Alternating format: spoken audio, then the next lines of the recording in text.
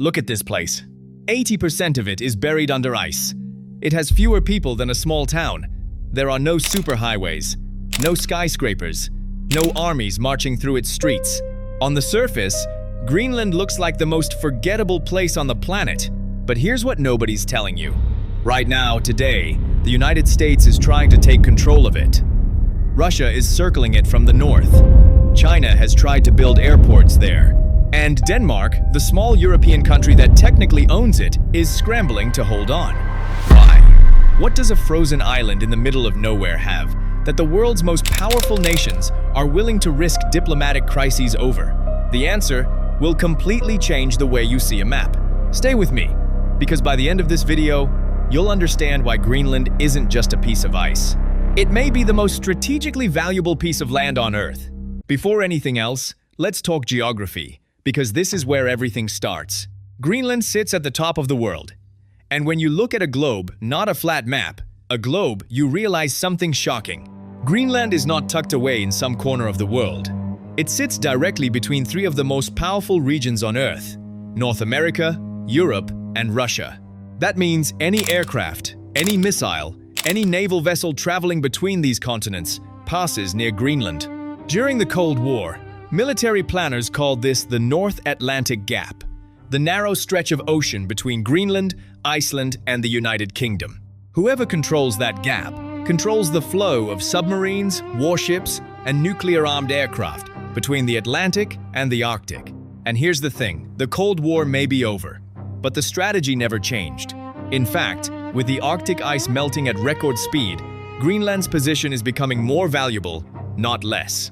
New shipping lanes are opening, new oil and gas fields are being exposed, and suddenly, the frozen island that nobody cared about is sitting on top of the next great frontier of global competition. Here's something most people don't know. The United States already has a military base in Greenland. It's called Pitufik Space Base, and it's been there since 1951. For over 70 years, American soldiers, radar systems, and missile detection equipment have been sitting on the northwest coast of Greenland, silently watching the Arctic. Why? Because the fastest route a Russian nuclear missile can take to hit the United States goes straight over the North Pole, right over Greenland. Pitufik is essentially America's early warning system. It watches for exactly that.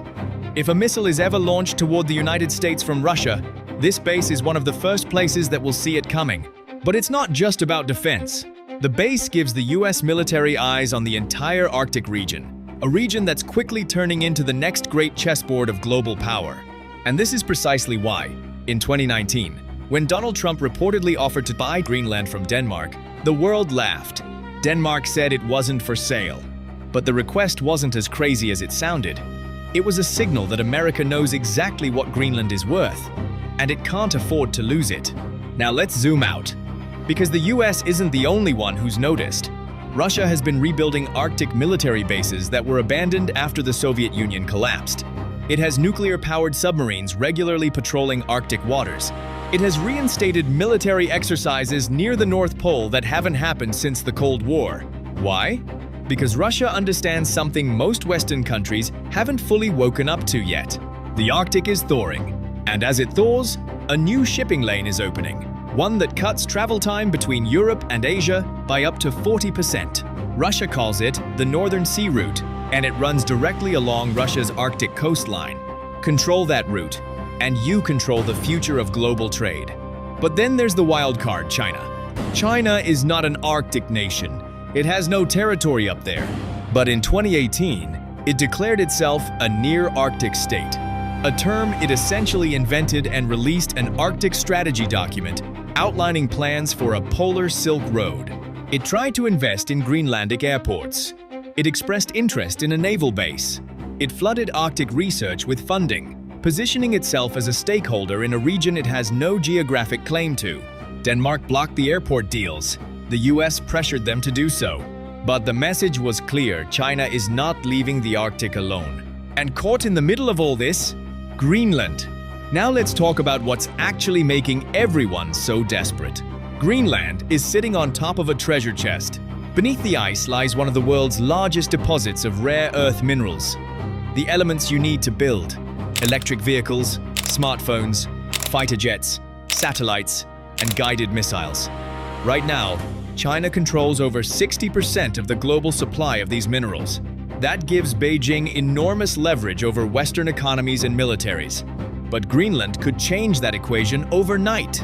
On top of that, the US Geological Survey estimates the Arctic holds 13% of the world's undiscovered oil and 30% of its undiscovered natural gas. A significant chunk of that sits in or around Greenland's waters. And as the ice melts, which is happening faster than scientists predicted, all of this becomes increasingly accessible. So Greenland isn't just a military position. It's an economic prize, a supply chain lifeline, a power lever that whoever controls it can use for generations.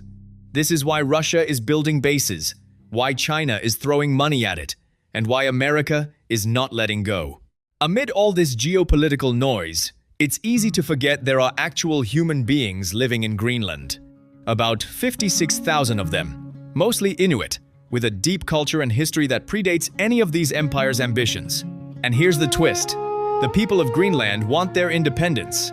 Greenland is technically an autonomous territory within the Kingdom of Denmark. It controls its own internal affairs. But Denmark handles defense and foreign policy. For decades, Greenlandic politicians have talked about full independence. The problem? It's expensive. Greenland receives a large annual subsidy from Denmark to keep its economy running. But if Greenland could monetize its natural resources, the minerals, the oil independence becomes financially possible. So, ironically, the very things that make the world's powers want to control Greenland are also Greenland's ticket to freedom. The Greenlandic people are watching the world argue over their home, and they're quietly building toward a future where they decide their own destiny. That tension between global power ambitions and local self-determination is perhaps the most human part of this story. So let's bring this home. Why should you, sitting wherever you are in the world, care about a frozen island in the North Atlantic? Because what happens in Greenland will shape the world your children inherit. The minerals under that ice will determine who leads the clean energy revolution. The military position Greenland offers will determine who controls the next Arctic frontier. The shipping routes opening up there will reshape global trade for the rest of this century. And right now, the decisions being made in Washington, Moscow, Beijing, Copenhagen, and Nuuk are setting the terms of that future. The world is not getting more peaceful. It's not getting simpler. The great power competition of the 21st century is real, and it is accelerating.